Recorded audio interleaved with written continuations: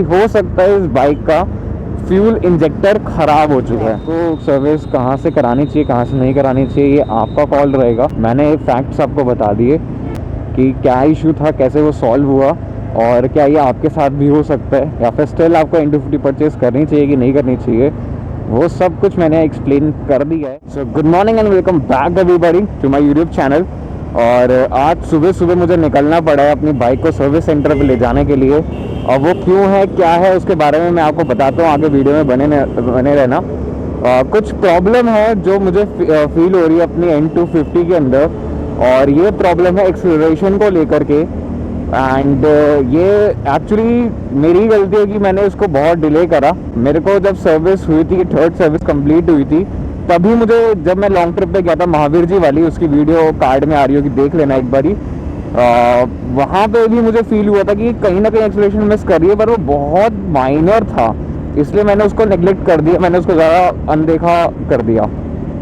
अब उसके बाद मैं किसी लॉन्ग ट्रिप पे गया नहीं काफ़ी टाइम तक। यू नो कि मैंने नवंबर में कोई लॉन्ग ट्रिप करी नहीं। अब दिसंबर में लास्ट वीक जब मैं एक लॉन्ग ट्रिप पे गया था, उसका भी कार्ड में लिंक आ रहा होगा, वो भी चेकआउट कर लेना। वो उस ट्रिप पे मेरे को बहुत ज़्यादा मिसिंग फील होने लगा। जैसे ही मैं 120-122 पे इस बाइक को लेकर जा रहा हूँ, मिसिंग का इशू शुरू हो जाता है। एंड स्टिल आई मैनेज कि ये आई गेस उस टाइम पे भी 130 इसने टच करा, आराम से करा, बट बीच बीच में मिसिंग इशू था। अब इस मिसिंग इशू को लेकर के मैं ओखला में बजाज का सर्विस सेंटर है, वहाँ पर गया था।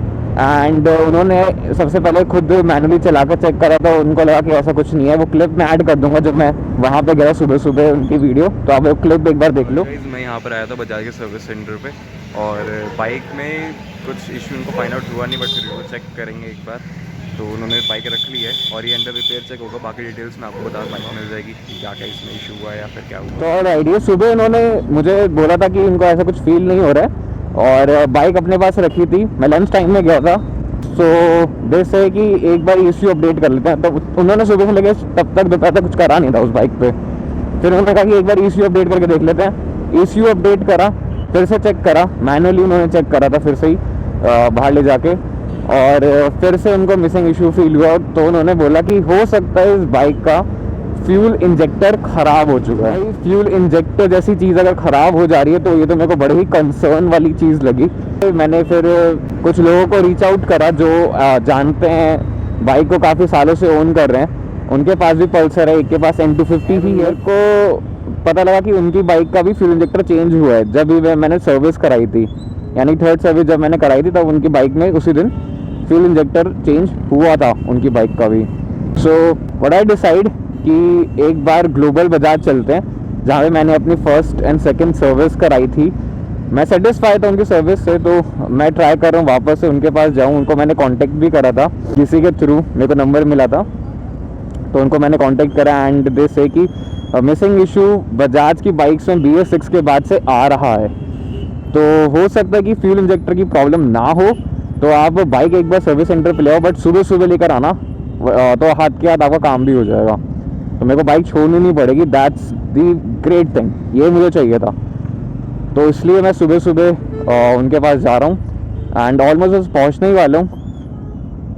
सो लेट्स सी कि क्या उनको फाइंडिंग्स मिलती है, और जो भी होगा मैं आपको वीडियो के एंड तक तो पूरा अपडेट कर ही दूंगा।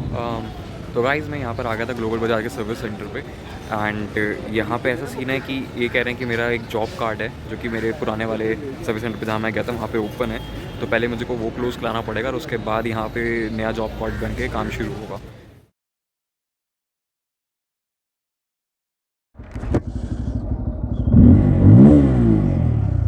ऑलराइट गाइस, टेस्टिंग का टाइम आ गया बाइक के। टेस्टिंग मैंने सोचा था कि नॉर्मली नहीं करूँगा, थोड़ा सा नो किक मिल रहा है। हाँ, लगा है कुछ काम हुआ, ऐसा फील हो रहा है। थ्रॉटल से देखो बहुत क्लियरली पता लग जाता है कि कुछ तो हुआ है। बढ़िया, यस। अभी इसको हाई RPM पे भी लेकर जाने वाला हूँ मैं। अभी थोड़ा अच्छे से स्ट्रेच करेंगे, इसलिए मैं हेलमेट पहन कर आया था, वरना यहाँ लोकल में टेस्टिंग करनी होती तो हेलमेट की कोई ज़रूरत थी नहीं। एक जो किक होती है ना, वो फील हो रही है मेरे को इस टाइम पे।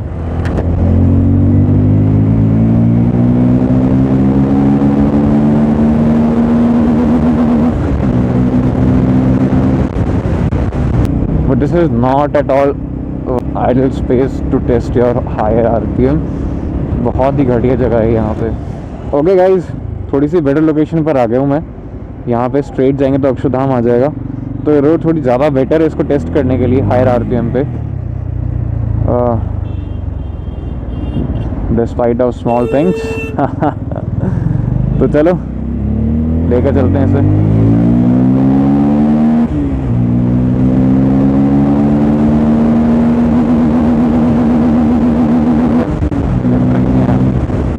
हाँ से वही ट्रैफिक दिख रहा है मेरे को, मतलब जहाँ नहीं रह गया मैं टेस्ट करूँ इसे। कई बार ऐसा होता है जो चीज़ आप प्लान करके जाते हो वैसा चीज़ें जाती नहीं हमारे साथ, तो कोई बात नहीं, उस चक्कर में हम अपने को या दूसरे को नुकसान नहीं करेंगे।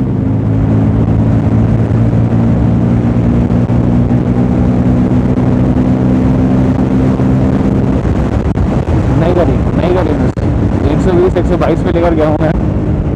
यहाँ पे ये कर रही थी पहले, अब नहीं कर रही है।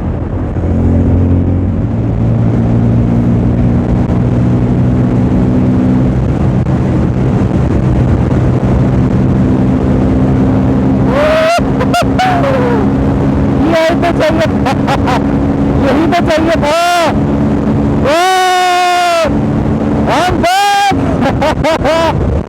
यही तो चाहिए था भाई, यही M250 से एक्सपेक्टेड है। देखो फील कर सकते हो यार, मैं कैसे दिखाऊं इस चीज को भाई। ये चीज M250 देती है और यही एक्सपेक्ट है इस बाइक से। ओ भाई लिटरली यार, ये चीज के लिए मैं कितना ज्यादा मिस कर रहा था इसको। यार बैक भाई, अगर डाउट होगा ना तो मेरे को है ये क्या था। अगर मेरे को अपनी बाइक पे डाउट रहेगा ना या कॉन्फिडेंस नहीं रहेगा तो फिर वो मज़ा आएगा नहीं चलाने में। But the good part is now this is solved. Relax होकर चलाओ, इसको तो बस बोलने की देर है कि भाई पकड़ ले स्पीड, ये पकड़ लेती है। मैं तो पीछे रिलैक्स होकर चलाऊंगा, अग्रेसिव पोजीशन लेने की भी ज़रूरत नहीं है, लीन होने की भी ज़रूरत नहीं है। ओके सो ऑलराइट गाइस, निकल चुका हूँ सर्विस सेंटर से अब घर की तरफ। सो काम जो है डन हो चुका है। मैं आपको थोड़ा सा एक्सप्लेन कर दूँगा एग्जैक्टली क्या क्या दिक्कतें आ रही थी शुरुआत से लेके अब तक, बिकॉज बहुत ज़्यादा कन्फ्यूजन हो रही थी कि ये प्रॉब्लम है वो प्रॉब्लम है। तो मैं एक बार पूरा क्लियर कर देता हूँ एग्जैक्टली कि चल क्या रहा था। तो सी, मैंने आपको सुबह स्टोरी तो बताई दी थी कि जो मिसिंग का इशू था वो मुझे कैसे फील हो रहा था, कब से फील हो रहा था, एंड देन मैं कौन से सर्विस सेंटर गया, वहाँ पे मैंने क्या काम कराया, वो सब चीज़ें मैं आपको ऑलरेडी बता चुका हूँ। तो मेन प्रॉब्लम देखो उसमें क्या थी। एक होता है आपका फ्यूल इंजेक्टर, लाइक ओखला वाले जो कह रहे थे कि ये ख़राब हो गया, फ्यूल इंजेक्टर चेंज कराना पड़ेगा, पार्ट मंगाना पड़ेगा। और मुझे सबसे ज़्यादा डर था कि वो जो पार्ट है वो आएगा मुंबई या फिर पुणे से, एंड उसको आने में 10 से 15 दिन लगेंगे। तो 10 से 15 दिन मेरे पास बाइक नहीं होगी, या तो मेरे को शोरूम पे छोड़नी पड़ेगी, शोरूम कह रहा हूँ सर्विस सेंटर पे छोड़नी पड़ेगी, या फिर मैं इसको घर पे रखूँ और धीरे धीरे करके वापस से लेकर आऊँ, जैसे आज सुबह लेकर आया था आराम से। तो इस चीज़ का मेरे को थोड़ा सा लग रहा था कि यार मेरे को कहीं बाइक यूज़ नहीं कर पाऊँगा 10-15 दिन के। फिर मैंने कहा कि एक बार इनसे काम करा कर देखते हैं ग्लोबल बजाज से। तो इन्होंने पकड़ा कि देखो फ्यूल इंजेक्टर ऐसा पार्ट है जो ईज़िली ख़राब नहीं होता है, और मेरा भी यही मानना था कि फ्यूल इंजेक्टर ऐसा पार्ट इतनी ईजिली ख़राब तो नहीं होना चाहिए, इतनी जल्दी तो नहीं हो सकता। सो दे फाइंड आउट कि एक तो थ्रॉटल बॉडी जो है उसको क्लीन करना पड़ेगा, वो थर्ड सर्विस में होनी चाहिए थी, वो शायद नहीं हुई आपकी, और उनके जो जॉब शीट होता है उसमें भी उनको नहीं दिख रहा था कि थ्रॉटल बॉडी को क्लीन किया गया। ECU भी अपडेट नहीं हुआ था थर्ड सर्विस पे। तो ये दो चीज़ें बहुत मिसिंग थी, थ्रॉटल बॉडी का क्लीन होना और ECU का अपडेट होना। काम और हुआ है, वो है इसका फ़िल्टर चेंज। फ़िल्टर कौन सा चेंज हुआ है, फ्यूल का कुछ फ़िल्टर होता है, एंड हम पेट्रोल वगैरह जो पड़वाते हैं कई बार वो इतना प्योर भी नहीं होता। ये भी मेरे को बड़ा ही स्ट्रेंज चीज़ लगी आज, मुझे भी ये पता लगा कि आप देखो ऐसे भी दिक्कत आ सकती है, जो हम पेट्रोल पड़वा रहे हैं वो इतना प्योर नहीं होता, वो थोड़ा सा चोक कर देता है फ़िल्टर को। सो वो फ़िल्टर चेंज हुआ है। तो तो फ़िल्टर जो है वो देखो ज़्यादा कॉस्टली नहीं था, 250 रुपीज़ का वो फ़िल्टर था एंड उसको लगाने की कॉस्ट 400 रुपये है। मानोगे? अब वो ऐसा क्यों था? क्योंकि जब आपको वो वाला फ़िल्टर चेंज करना ना तो आपको मतलब सब कुछ बाइक का रिमूव करना पड़ेगा, दोनों, क्योंकि स्प्लिट सीट है, दोनों सीट्स रिमूव हुई, टैंक खुला और उसके बाद जाकर के उस फ़िल्टर का एक्सेस मिला एंड तब जाकर के फ़िल्टर को चेंज किया गया। तो लेबर कॉस्ट उस फ़िल्टर को चेंज करने का 400 रुपीज़ लगा एंड 500 अराउंड का आपका वो था थ्रॉटल बॉडी क्लीन करने का काम। तो ये सारा कुछ है एक्सपेंस जो आज मुझे करना पड़ा एंड मेरे अकॉर्डिंगली ये सब कुछ अवॉइड किया जा सकता था। थर्ड सर्विस के अंदर अगर ये सारे काम हो जाते तो मुझे एक भी पैसा पे नहीं करना पड़ता और मुझे कोई भी प्रॉब्लम फेस नहीं करनी पड़ती। एज़ पर माई ओपिनियन मुझे थर्ड सर्विस से वो सेटिस्फेक्शन नहीं मिला जो मेरे को पहली 2 सर्विसेज से मिला था। अब वो क्या रीज़न है थर्ड सर्विस में उन्होंने वो चीज़ें चेंज नहीं करी वो मुझे नहीं पता। तो अब जो भी है, अगर थर्ड सर्विस में ये काम हो जाता तो मुझे ये आज अलग से मेहनत नहीं करनी पड़ती और मुझे कोई भी प्रॉब्लम भी फेस नहीं करनी पड़ती।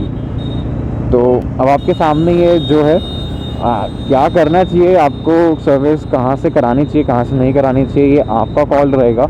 मैंने फैक्ट्स आपको बता दिए और ये हो सकता है कि आई जस्ट गॉट अनलकी, ऐसा भी ज़रूरी नहीं है कि सबके साथ ही ऐसा हो रहा है या सारे N250 वाले परेशान हो रखे हैं इस चीज़ को लेके। It is just like I got unlucky. So bike बिल्कुल सही है, बाइक में कोई इशू नहीं है। अगर उसकी मेंटेनेंस अंदर के पार्ट की ठीक से नहीं होगी तो फिर इसमें बाइक भी क्या ही करे। So alright, that's all for today's video. I hope मैंने आपको सारी चीज़ें क्लियर कर दी होंगी कि क्या इशू था, कैसे वो सॉल्व हुआ और क्या ये आपके साथ भी हो सकता है या फिर स्टिल आपको N250 परचेज़ करनी चाहिए कि नहीं करनी चाहिए। वो सब कुछ मैंने एक्सप्लेन कर दिया है and now it's your call कि आप क्या डिसीजन लेते हो।